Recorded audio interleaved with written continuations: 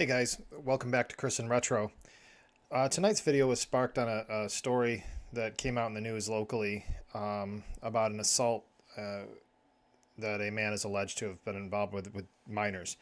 And I'm bringing this video, it really triggered some things because um, all of our communities have, known locations. We have known places where things are going, sideways legally.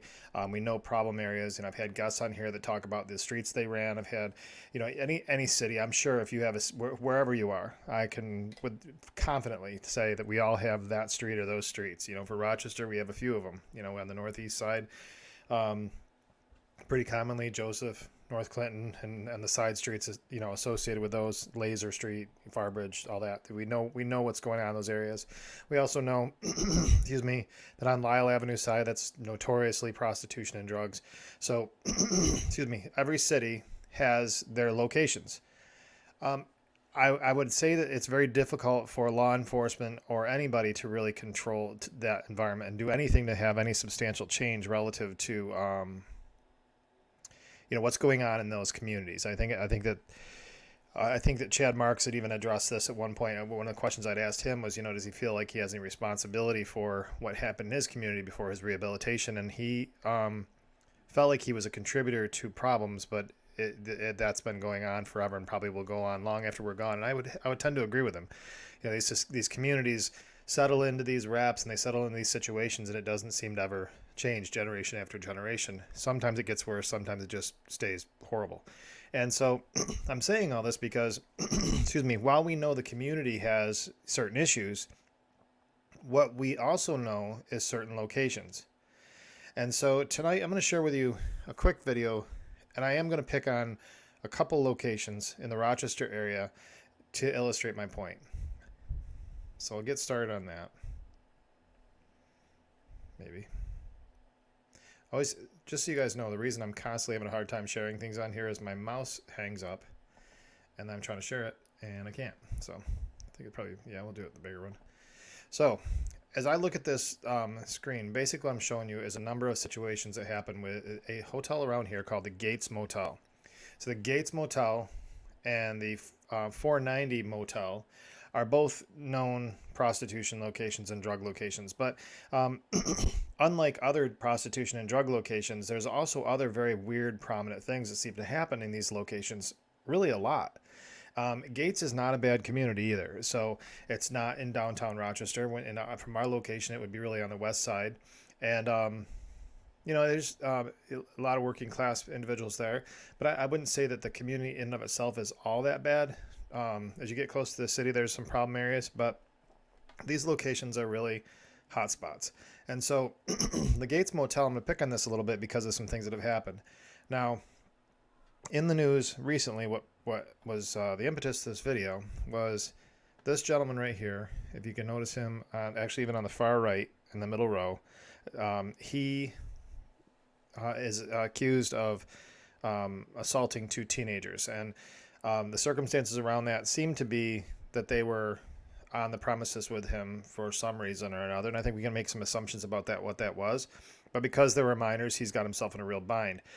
The entire situation there is a bad one, and in no way am I condoning any of it, but we don't really have the details on what happened. But the point was, when I saw that, I'm like, here's Gates Hotel again. So I'm going to go back through here, our motel. I'm going to show you a few things. So here, the owner and a female out of Geneva they got prostitution charges there a while back. If you scroll to the right here, this gentleman with a smug look on his face was taking pictures of a dead body, a dead woman in one of the rooms, and took her dog. The gentleman on the far right was arrested for burglarizing a 77-year-old individual and a 77-year-old woman in that location. As you scroll down, next to the teen that was arrested for robbing a 77-year-old, that's the picture of the front of the Gates Motel. And it's not even really in that secluded of an area to have all this craziness going on. So what I found troubling about that is that we know this location. It's so prominent, but yet it's become so comfortable den of problems that these egregious crimes. I mean, you just don't hear every single day about a man taking pictures of dead women in the room and taking their dog. You don't hear about that, and you certainly don't hear about elderly people getting robbed at hotels. At the same time, the hotel owner has still got the business after being convicted or at least arrested of running a prostitution ring out of it. We just don't normally, you don't see that being so public. So that tells you, or at least tells me, that while these incidences are public, there must be far more instances going on there. And I know from stories and those that I've been around in the recovery community that unfortunately have found themselves on the negative side of that for their drug. There's certainly plenty more stories for this place, but those are the ones that made the news. Now, furthermore, if you look at the right here, I'll try to pop this up. This is another Gates arrest that I believe it was at that same motel. And these two young ladies were arrested for prostitution, and he was arrested for being involved in that in some capacity. But here's the thing that really bothered me about that, and this is going to lend itself, and I'm going to pause on that one for now. But I'll leave that one up for just a minute, and I'll explain why I'm making a little bit of a pause on that one. We know these locations, okay? And having said that, we also know what they're doing. We can't shut down communities. We can't change, those streets in your town or those streets in my town. We're not going to make permanent change on those. But we're going to make changes in the lives of individuals that make different choices. But the environments are generally going to go on as business as usual, and there's not much they can do about it. However, when you have a location, a physical business, and the owner is demonstrating illegal activity there, I don't understand why they're still in business.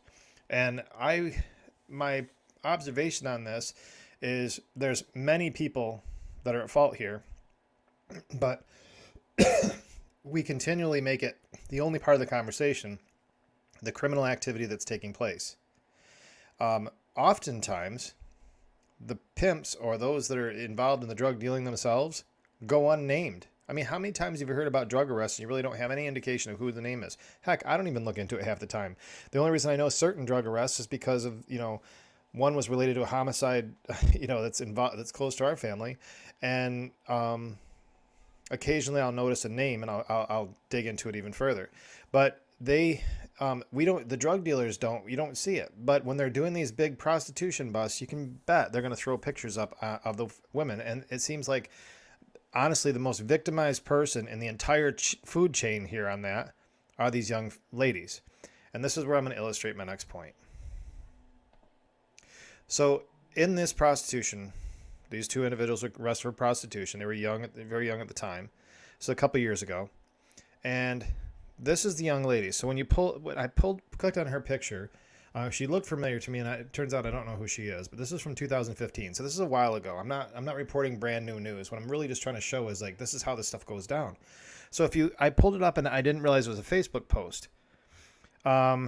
Somebody's making some comment about ignorance and racism. I'm sure probably somebody made some comment about the black person in his role in it. I don't know. I didn't read it, but I assume that's probably where it went.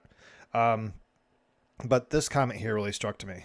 It's been years, but never would have imagined her face to pop up under a story like this.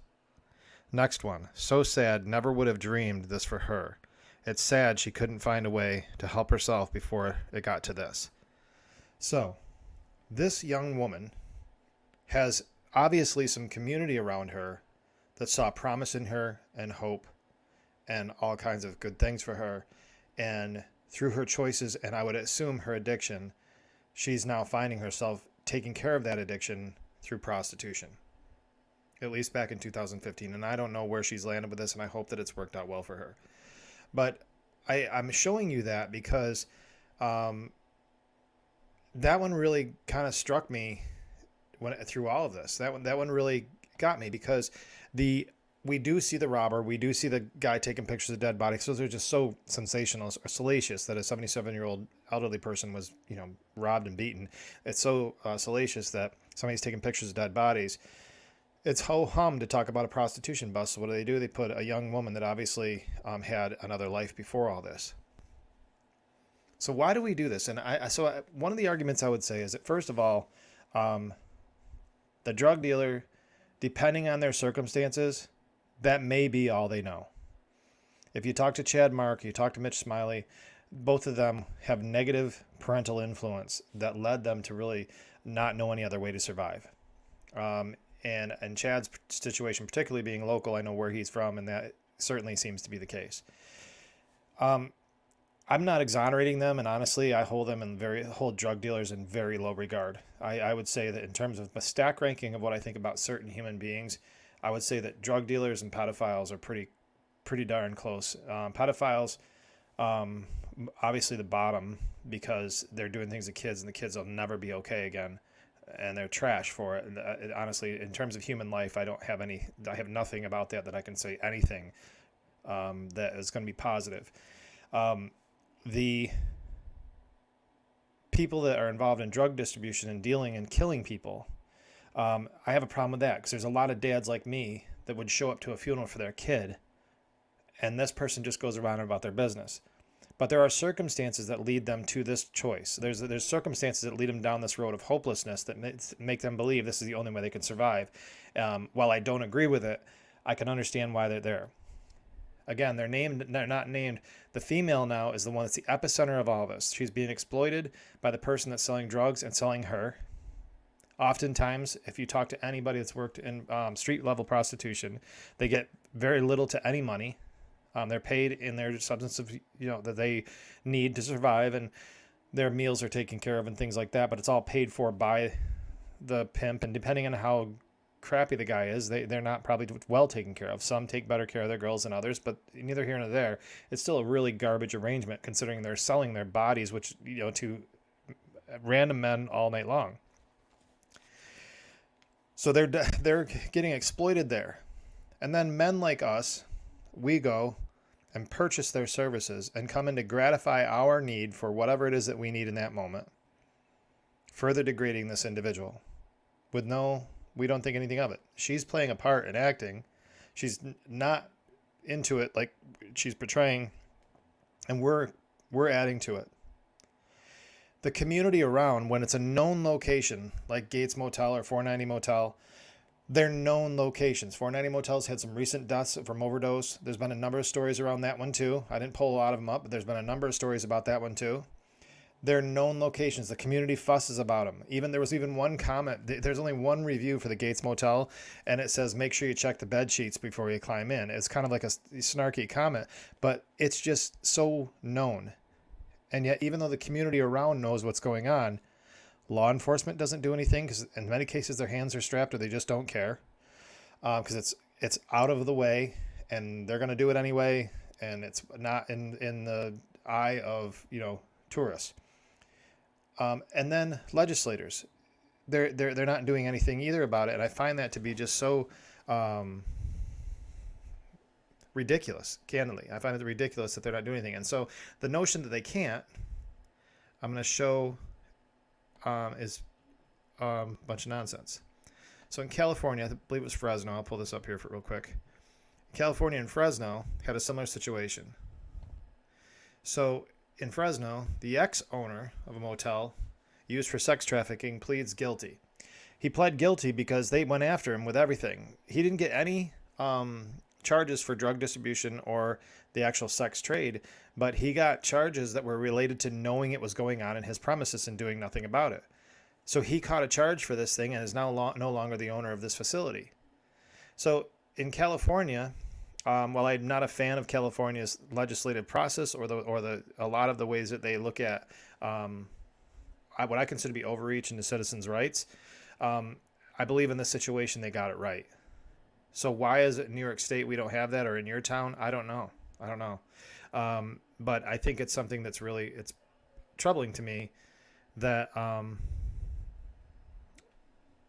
that's not even looked at. And so the question for me is, who's more guilty of putting these women in this situation? The drug dealer and the pimp? The community that allows these facilities to stay there? The Johns, or you and I as men that go participate in these types of things? Is it the law enforcement that turns a blind eye when they do? Or in many cases are getting caught being involved in those situations? not many cases, in cases they get caught in these facilities or don't get caught. We've talked about my last video, we have this professional courtesy crap that goes on. So maybe they're getting some professional courtesy on all sides of that. In the end, we have young women out there being exploited still. And it's their picture being put up. And yet this whole system around them is exploiting them. So we can't solve that problem. It's the oldest profession, allegedly. We can't solve the problems of men's desires for things that they don't necessarily find in their own homes. We can't solve all those things overall. We can't clean up all whole neighborhoods and expect it to be forever fixed. I don't believe that's true. But what we can do is, if you've got a place like Gates Motel or 490 Motel or whatever it is in your town, shut it down. Shut it down. I don't understand why we're allowing these places to continue, because it only leads to more problems. When anytime you have something that is known like that and it's allowed to fester, the crime grows. So if I know as a criminal that I can have my prostitution or enterprise run out of this facility, and I can have my drug enterprise run out of this facility, where does it stop? Where does it stop? I could do anything I needed to there.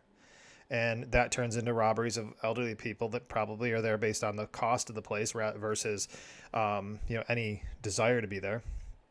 So that's what I look at there. And I guess what I also want to do is just have this be a cautionary word to young women that might be tuning in. I know that I have a male-dominated audience on this show.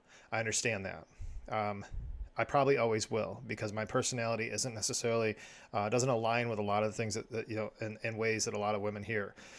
I hope to help, but I don't always help. For women that are listening to this, young women that are listening to this, and you're involved in your addiction, you think you got everything under control, you're one decision away from being what we just saw this one young lady, or any number of circumstances that can put you in these crappy hotel situations. So there's multiple components to what I'm describing here tonight, but we have a role in these hot spots and getting rid of them. But at the same time, as young women, recognize this cautionary tale. Recognize that you are not exempt. This, I can think of 10, just without any effort whatsoever, 10 women that I know that are in recovery that 100% were involved in all this stuff and speak horribly of it. Some of them have absolutely horrible stages of life because of it, and many things that they have to heal even now, even further. There may have been trauma that brought them to this place that started to have them use, and now that they're in these environments, they have even all that many times is just repressed memories, and as they heal, it starts to come out, and self-worth and all these other things start to play into how you're viewed by those around you, and how people perceive that function without actually talking to somebody that's been through it and realize exactly what was going on there.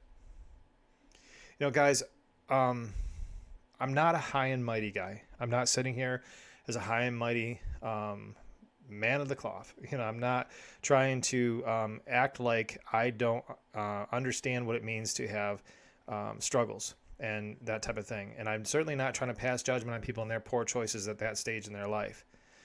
What I'm saying is that these problems cannot be allowed to have blind eyes turned to them. There has to be accountability for all these things to ever have a hope of cleaning up. And so long as we're allowing these known hotspots to continue to play out in my city and in yours, young women are going through these places daily. And one or two of them at least could be rescued. They might find another way. If law enforcement is involved, if legislation is saying no, if these owners are shut down, it's possible that there could be contact with a young woman that's struggling. I don't know about your town, but we have an awful lot of missing persons things that go up. Have you seen my daughter? I haven't seen her in months. Have you seen my daughter? I haven't seen her in a year. She's been missing a week. We're so worried about our daughter. We hear about this stuff all the time, and many times they're involved in these types of things. So, this isn't a terribly encouraging message for you guys tonight. But when I saw it in the news, I knew it's something I really felt compelled to talk about, because I just found it. We know the places, we know the streets, and only so much we can do with the streets. But if you know the places, the buildings, the businesses, why are we not shutting them down? And I believe we should be. Guys, thanks for tuning in. Appreciate all the support. Next Wednesday night it looks like I'll be on Hard Intentions Live with Mitch Smiley. Super excited about that. We were going to probably do it last Wednesday, but work got away from me and I just couldn't get on there. But I'll be on live with Mitch, discussing with whatever his crew he wants to bring up, but we'll definitely try to steer towards a message of prevention and things that we've learned, and see what we can possibly do to invest in the lives of others together. I got a lot of respect for Mitch and what he's trying to do in his life, and I believe in what he's doing, and I'm thankful that I get to be part of it. Thank you for your support here. Check out the community part of my YouTube channel. I do a lot of memes out there and things like that, trying to just give people little shots in the arm, little thoughts and snippets each day that might be able to course correct some negative thinking, and hope those things are useful to you. Take a look at them, provide feedback if there's things out there that you really enjoy. I would appreciate hearing that. Thanks so much for tuning in tonight, and until the next time we talk, please stay out of trouble.